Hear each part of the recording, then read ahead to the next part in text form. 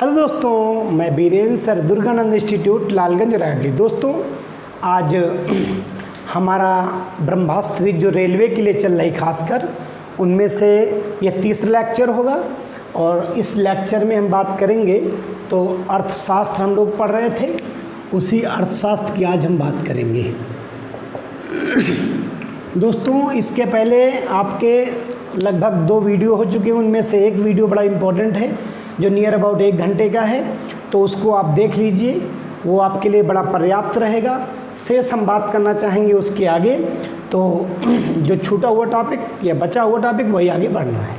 तो आइए, खासकर एक आता वैश्विक संबंधों के बेस पर, वैश्विक संबंधों के बेस पर इसको बोलेंगे ग्लोबल रिलेशन। ग्लोबल रिलेशन के आधार पर इकोनॉमी 2 प्रकार की होती है। एक बच्चा बंद अर्थव्यवस्था होती है जिसको क्लोज्ड बोलते हैं, एक होती है खुली अर्थव्यवस्था। इस खुली की बात करेंगे तो उसको अंग्रेजी में बोलते हैं ओपन। अब बंद की बात करें तो यहाँ हम थोड़ा समझते हैं, जिस देश में आयात निर्यात शून्य हो या नगण्य हो, ना के बराबर हो, उसका एग्जाम्पल देना चाहेंगे तो नॉर्थ कोरिया, उत्तरी कोरिया को आप याद रखेंगे, एक क्लोज्ड इकोनॉमी है। अगर मैं एग्जाम्पल देना चाहूँगा, अगर एक आयात को इंग्लिश में बोलते हैं इंपोर्ट और निर्यात को बोलते हैं एक्सपोर्ट। दोस्तों इंपोर्ट और एक्सपोर्ट, इसी बेस पर हमारे यहाँ एक बैंक भी बनी, एग्जिम बैंक सुना होगा आपने, जो 1982 में स्थापना उसकी हुई थी। आयात निर्यात की अगर बात करना चाहेंगे तो आपको कंफ्यूज नहीं होना है। जिस देश में मान लो आयात मान लिया x और निर्यात मान लिया आपका m, तो इक्वल हो जाएगा 0। जहाँ पर आयात और निर्यात क्या हो, शून्य हो। इसका मतलब दोस्तों ये होता है, जब हम अपनी आवश्यकता के लिए किसी देश से, किसी भी कंट्री से अब कोई भी वस्तु मंगाते हैं, अगर वस्तु अपने स्वदेश पहुंचती है तो उसको बोलेंगे आयात कर रहा हूं। जैसे मैं एग्जांपल लूँ, पेट्रोलियम हमारे यहाँ है थोड़ा, हम मतलब है लेकिन उतनी मात्रा हमारी पूरी नहीं हो पाती है, तो हम अरब कंट्रियों से तेल लेते हैं उसे। और एक्सपोर्ट का मतलब हमारे पास जैसे मेडिसिन वर्ल्ड में मतलब टॉप है, हम लोग टॉप हैं, तो मेडिसिन अगर हम किसी कंट्री को देते हैं तो ये हमारा होता है एक्सपोर्ट, राइट। तो ये भी क्लियर हो गया होगा, जिस देश की अर्थव्यवस्था में आयात निर्यात शून्य हो उसे बंद इकोनॉमी मतलब क्लोज्ड इकोनॉमी कहते हैं, राइट। आगे आइए, इसमें आयात निर्यात खुला होना चाहिए, आयात निर्यात ओपन हो। इसका मतलब यहाँ पर क्या हो कि आयात निर्यात प्रारंभ से चलता रहता हो। और इसका एग्जाम्पल लेंगे तो कितना लेना चाहूँ मैं, वर्ल्ड के, अब एक स्टार बनाकर पॉइंट हम बता ही देते हैं, आप इसको याद ही कर लीजिए। वर्तमान में यानी आधुनिक रूप से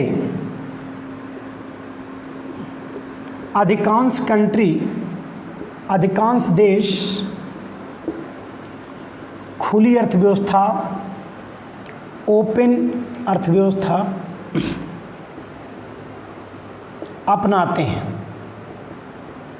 अपनाए हैं। इसको याद रखो। इसमें हम एग्जाम्पल दें तो आज की इंडिया ले लो, ठीक, जिसको भारत बोलते हो, इंडिया है, चाइना है, अमेरिका है, ये सब आप जानते होंगे।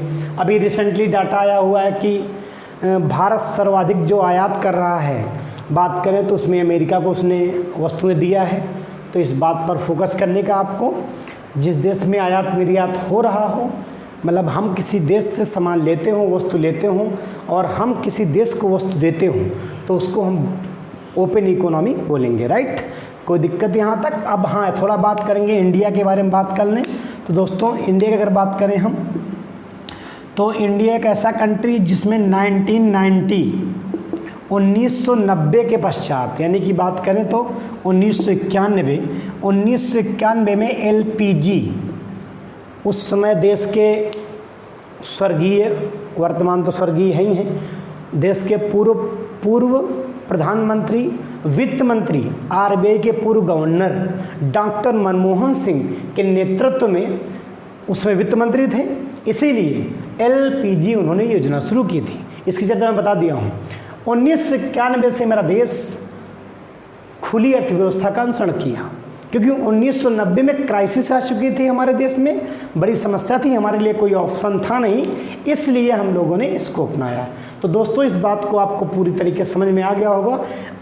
और एलपीजी का मतलब होता है कि उदारीकरण और निजीकरण और वैश्वीकरण। इंग्लिश में बोलते हैं लिबरलाइजेशन, प्राइवेटाइजेशन, ग्लोबलाइजेशन, राइट। तो ये ध्यान रखना आपको, एलपीजी स्कीम यही है और जिसके तहत आज भी चालू है, तो कंफ्यूज नहीं होना। आज देख रहे हैं, आज अभी कल यानी कल की बात करें हम तो भारत विश्व की, कल की बात का मतलब ये होता है कि 26 तारीख की बात कर लेता हूँ मैं, और विश्व की 4th इकोनॉमी में आ गया है। दुनिया की सबसे बड़ी इकोनॉमी अगर बात करें जीडीपी की बेस पर, तो आपके यहाँ अमेरिका की है, सेकंड आपकी चाइना की है, और समझ में आ गया हो गया। और थर्ड आपकी बात करेंगे हम लोग तो थर्ड आपके यहाँ जर्मनी आता है, और 4th आपके यहाँ आ गया कौन सा, इंडिया आ गया है। तो इसको ध्यान में रखना है। चलो दोस्तों आगे बात करें, अब ये भी फिनिश हो चुका है आपका, आगे बढ़ते हैं। अगला दोस्तों एक टॉपिक है इसी में कि आता है टॉपिक अर्थशास्त्र के क्षेत्र, अर्थशास्त्र के क्षेत्र, अर्थशास्त्र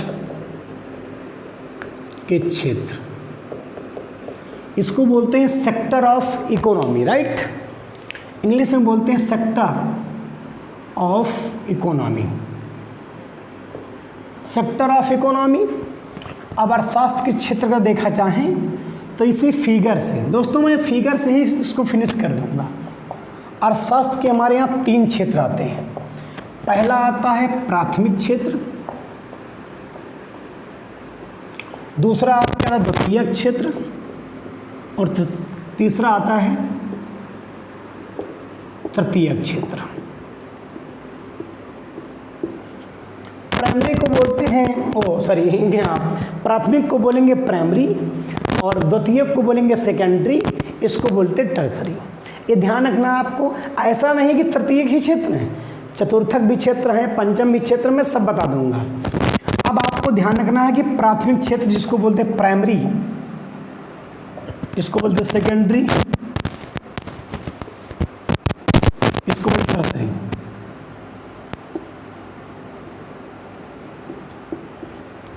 तो ये 3 तुम्हारे क्षेत्र आ ही जाएंगे। अब बात करें हम लोग कि इन क्षेत्रों की अगर बात कर लें हम, तो ये टर्सरी हो गया है। तो प्राथमिक क्षेत्र क्या होते हैं,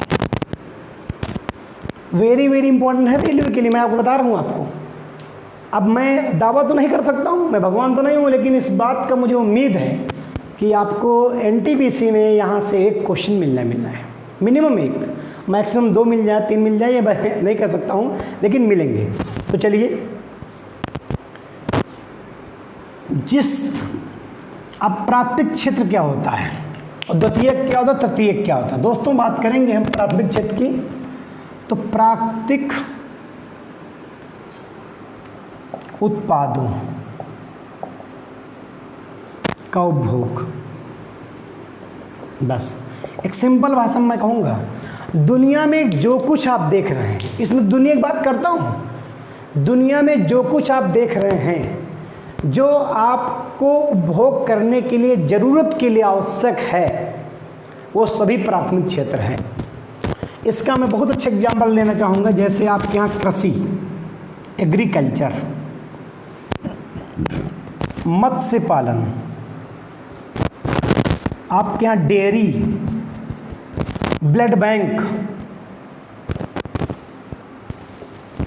मिल्क बैंक,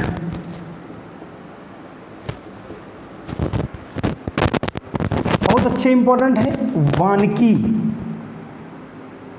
जिसको फॉरेस्ट बोलते हो, फॉरेस्ट्री बोल सकते हैं, वानिकी भी इसी में आ जाता है।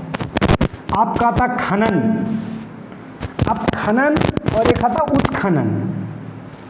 खनन और उत्खनन।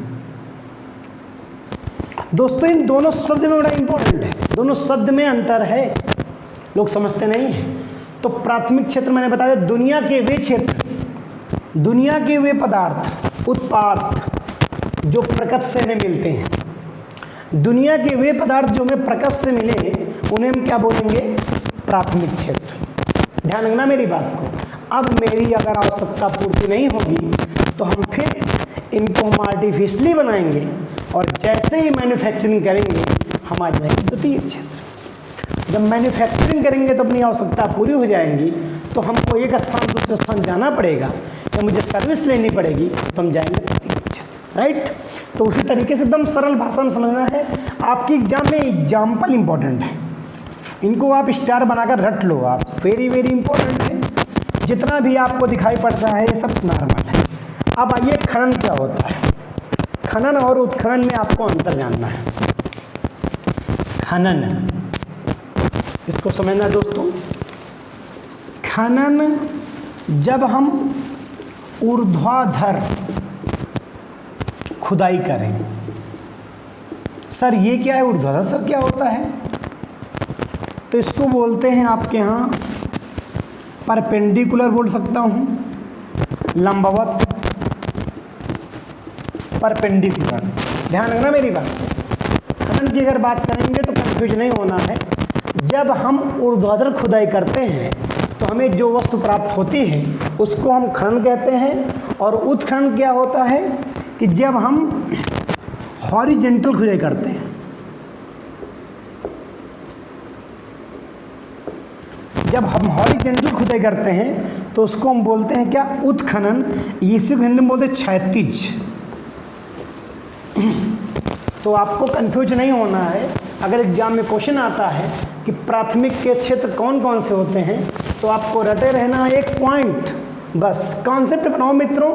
एकदम सरल भाषा में इकोनॉमिक, कोई दिक्कत नहीं है। जो दुनिया में उपभोग के लिए ऐसे वस्तुएं जिनका उपयोग हम प्रकृति द्वारा डायरेक्ट प्राप्त करते हैं, हम प्रकृति द्वारा अगर डायरेक्ट प्राप्त करते हैं, प्रत्यक्ष रूप से मुझे मिल जाती हैं, तो हम क्या बोलेंगे? आप क्या बोलेंगे? प्राथमिक क्षेत्र। कोई दिक्कत? आगे बढ़ते हैं।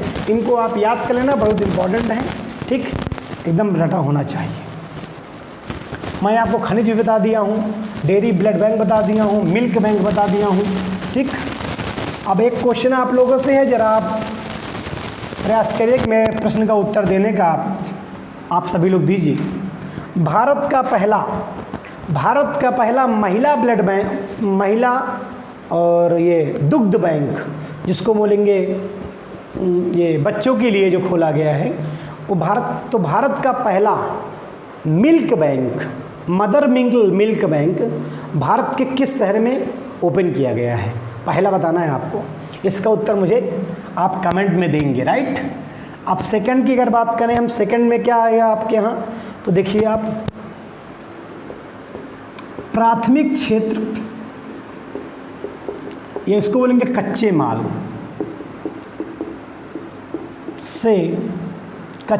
से, ठीक है, उत्पाद प्राप्त करें। जब हम द्वितीय क्षेत्र से बोलेंगे, जब हमारी आवश्यकता प्राथमिक क्षेत्र से नहीं हो पाती है तो अपनी आवश्यकता के लिए हम क्या करते हैं कि द्वितीय क्षेत्र में क्या मतलब होता है कि प्राथमिक क्षेत्र या कच्चे माल को उत्पाद के रूप में जब प्राप्त करते हैं तो उसको हम बोलते हैं द्वितीय क्षेत्र। कोई दिक्कत यहाँ तक? आगे बढ़ा जाए। अब इसमें एक बात बहुत अच्छा हम बोलेंगे आपके यहाँ, इसमें आता है औद्योगिक क्षेत्र। आप जानते भी हैं इंडस्ट्रियल, औद्योगिक क्षेत्र आता है, औद्योगिक क्षेत्र। ध्यान रखना इसको, वेरी वेरी इंपॉर्टेंट है। तो हम इसको मिटा दे रहे हैं, द्वितीय क्षेत्र यहाँ पर बनाना चाहूँगा मैं, इसी को आगे देखता हूँ। तो द्वितीय क्षेत्र, दोस्तों द्वितीय क्षेत्र की बात है सेकेंडरी, तो इसमें आता है उद्योग, औद्योगिकरण। अब औद्योगिकरण में आ जाइए आप। तो औद्योगिकरण में अगर बात करना चाहेंगे तो समझेंगे हम, इसमें आते हैं 3 पॉइंट। एक आता है निर्माण, एक आता है आपके यहाँ निर्माण, एक आपके यहाँ आता है विनिर्माण, और तीसरा आपके यहाँ आता है तीसरा इसी में है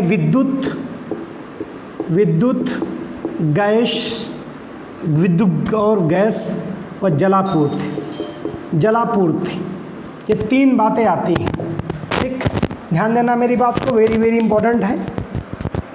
इसको अंग्रेजी में बोलते हैं कंस्ट्रक्शन, इसको बोलते हैं मैन्युफैक्चरिंग, इसको इलेक्ट्रिक बोलेंगे, ये गैसेस है, और जलापूर्ति वाटर सप्लाई, राइट। तो ये समझना है मेरी बात को। निर्माण जितना भी आता है, अब निर्माण सर क्या होता है, तो किसी परिसंपत्ति या एसेट्स का फॉर्मेशन करना। जैसे मान लो मैं बोल रहा हूँ कि अगर मैं आपसे बात करूँ इसमें आपके यहाँ परिसंपत्ति का निर्माण होता है, इसमें परिसंपत्ति का निर्माण होता है, एसेट्स बनते हैं। जैसे आपके यहाँ मकान बनाना है, ठीक, मकान, ये आपके यहाँ एसेट्स है, और इसमें वस्तु का उत्पादन होता है। दोस्तों वस्तु का उत्पादन होता है, इसको ध्यान देना मेरी बात को। विनिर्माण का मतलब होता है प्रोडक्शन ऑफ थिंग्स, वस्तु का उत्पादन हो। और आप जानते हैं विद्युत उत्पादन आज हो रहा है, गैस का उत्पादन हो रहा है, जलापूर्ति हो रही, ये सब मेरा क्या हो जाएगा, तो द्वितीय क्षेत्र से ये भी फिनिश हो गया। आगे दोस्तों बात करना चाहेंगे हम, तो आगे हम बढ़ते हैं तृतीय क्षेत्र। तृतीय क्षेत्र की अगर बात करें हम, तो तृतीय क्षेत्र में आ जाइए, तृतीयक क्षेत्र। दोस्तों तृतीय क्षेत्र की बात करें तो इसको हम सेवा क्षेत्र भी बोलते हैं, वेरी वेरी इंपॉर्टेंट, सेवा क्षेत्र बोलेंगे। सर्विस सेक्टर है, इसमें बात करें हम तो इसमें सेवाओं का उत्पादन होता है, राइट। इसमें जो बात करेंगे हम तो सेवाओं का उत्पादन हो रहा है। दोस्तों सेवाओं का उत्पादन जब होगा तो उसको हम बोलेंगे क्या, तृतीय क्षेत्र, राइट। एग्जाम्पल मैं देना चाहूँगा इसमें, तो आप लेना चाहूँगा बैंक, परिवहन, ये आपके यहाँ क्या है, ठीक, डाक, ये क्या है मेरा, आप समझे, बीमा, ठीक, ये हमारे क्या हो रहे हैं, ये हमारे सब उसी में आते हैं। अगला आइए भंडारण,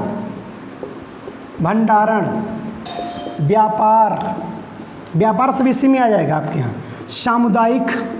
सामुदायिक स्वास्थ्य, शिक्षा, जो मैं आपको दे रहा हूँ सेवा ही तो दे रहा हूँ, आपको सेवा ही तो दे रहा हूँ, और क्या दे रहा हूँ, तो समझ में आ गया होगा। बैंक है, परिवहन है, डाक है, बीमा है, भंडारण है, व्यापार है, सामुदायिक स्वास्थ्य और शिक्षा है। इन सभी को पूरी ढंग से ध्यान देना मेरी बात को। जब सेवाओं को उत्पादन हम करेंगे उसको तृतीय क्षेत्र बोलेंगे, और एकदम क्लियर हो गया होगा। बैंक है, परिवहन, रटे रहिए, एग्जाम में आना बहुत इंपॉर्टेंट है, तो गलत नहीं होना चाहिए। हाँ, इसी में एक बात करेंगे, संचार की बात कर लेंगे, नहीं भूल जाओ भैया, संचार नहीं बताया आपने, संचार भी इसी में आ जाता है, कम्युनिकेशन बात करेंगे, तो बात समझ में आगे होगी आपके यहाँ। और आगे बात करेंगे हम, तो तृतीय क्षेत्र हो गया है। अब आगे चतुर्थ क्षेत्र में बात कर लेते हैं, थोड़ा सा बस एक पॉइंट और बचा हुआ है। फोर्थ से अगर बात करें हम तो चतुर्थक क्षेत्र की अगर बात करेंगे हम तो इसमें बस इतना ध्यान रखो आप, एकदम बौद्धिक गतिविधियों का अध्ययन, बौद्धिक गतिविधियाँ या बौद्धिक गतिविधियों को उत्पादन करेंगे। इसे आपके यहाँ एग्जाम्पल इसमें लेना चाहूँगा, तो बहुत सारे एग्जाम्पल ले सकते हैं आपके यहाँ। जैसे पुस्तकालय है, कल्चर है, कल्चर आपके संस्कृति जिसको बोलते हैं, ठीक, ये सभी क्या हो जाएंगे मेरी, इसी में पढ़ेंगे। अनुसंधान, रिसर्च हो जाएगा आपके यहाँ। तो ये हमारा बौद्धिक गतिविधियों का क्षेत्र है, इसको ध्यान रखना, अगर एग्जाम में आता है तो कर ले जाना आप। सूचना प्रौद्योगिकी कैसा है, बौद्धिक गतिविधियों का अध्ययन है। तो पुस्तकालय, संस्कृति, ये सब आपके यहाँ बौद्धिक गतिविधियाँ हो गई हैं। आगे बात करेंगे आपके यहाँ एक आता पंचम क्षेत्र। तो पंचम क्षेत्र का मतलब होता है पंचम क्षेत्र। दोस्तों पंचम क्षेत्र की अगर बात करें हम तो इसमें ध्यान रखना मेरी बात को, इसमें मीडिया आता है, विज्ञान आता है, गैर प्रौद्योगिकी, ये सब बन जाते हैं, ठीक। तो मीडिया, प्रौद्योगिकी, ये सब इसमें मिलेंगे आपके यहाँ, जिसको प्रौद्योगिकी बोलते हो। तो दोस्तों ध्यान रखना मेरी बात को, ये भी आपका फिनिश हो गया यहाँ से, ठीक है। तो हमने प्रयास किया कि आपको पूरा दिया जाए, और आपको ये वीडियो में दिया गया है, इसको ध्यान रखिए बात को। आपके यहाँ क्षेत्र भी फिनिश हो गए हैं, ठीक है। अब आपके यहाँ तीसरा एक चैप्टर मिलेगा, इसमें है भारत में सभी योजनाएं। तो प्लानिंग इन इंडिया है, पूरी आपको पढ़ाई जाएंगी ढंग से, अगला वीडियो आपको दिया जाएगा। दोस्तों आज यहीं तक। हमारा अगर चैनल आपको अच्छा लगता हो, मेरी मेहनत आपको अच्छी लग रही है कि हाँ ठीक है, तो आप मेरे चैनल को सब्सक्राइब करें, लाइक भी करें और दूसरे तक भी शेयर करें, दूर दराज तक लोगों को पहुँचाएँ। जय हिंद, जय भारत।